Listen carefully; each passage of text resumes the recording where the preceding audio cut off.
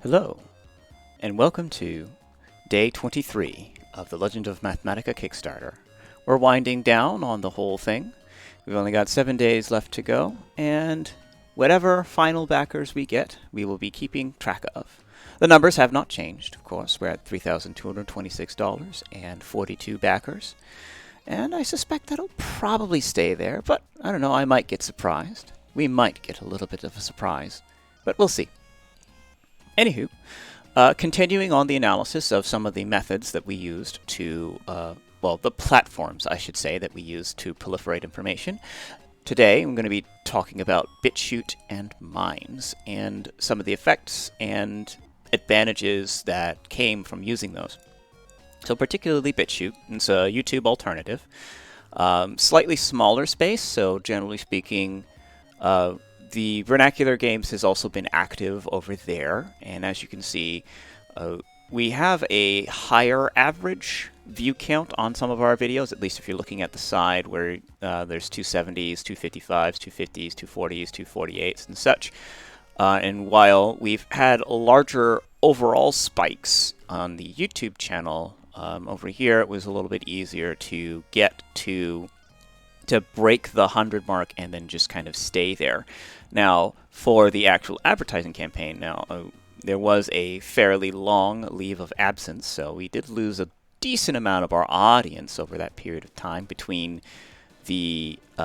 our last big podcast, which was the Vernacademia podcast, where I believe we ended at about 93 people with some numbers.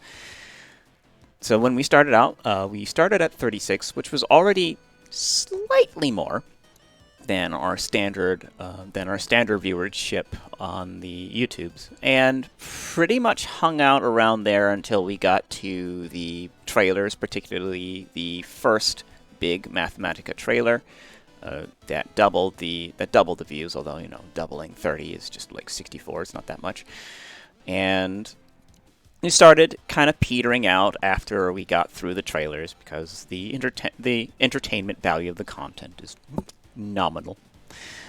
But that's the general gist there.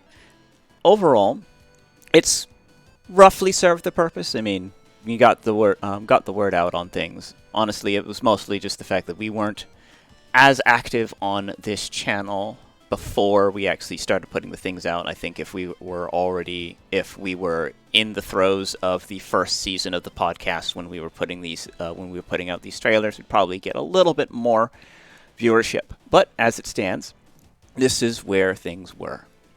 So on to Minds. So Minds is a unique little platform. It's like Twitter or Facebook. It has elements of both.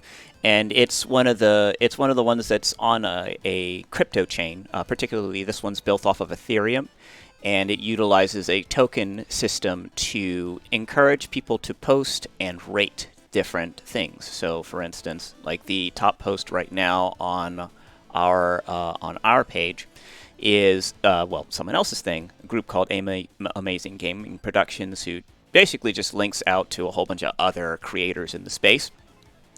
But I get tokens for interacting with them, doing a thumbs up, or reposting their thing.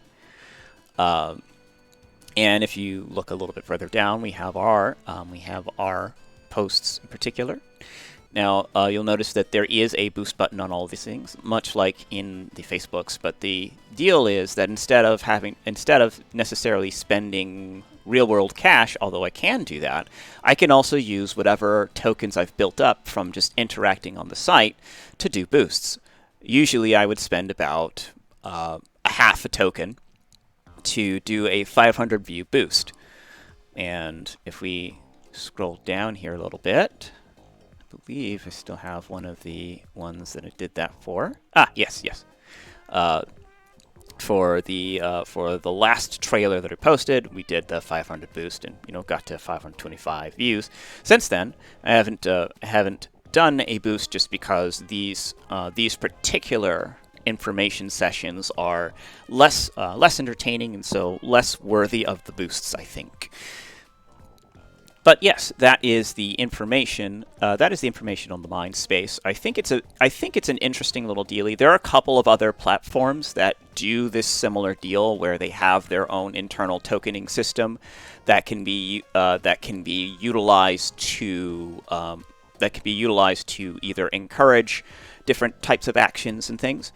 Minds is just the one that I came across first. But I know that there are other platforms out there that kind of function in a similar way. I found it to be pretty interesting. I've also run into a bunch of different artists and other things of the like on this particular platform. So it is interesting and unique. I'm still out to lunch onto exactly how functionally useful it is, but I do enjoy working with it. So that is my take on that.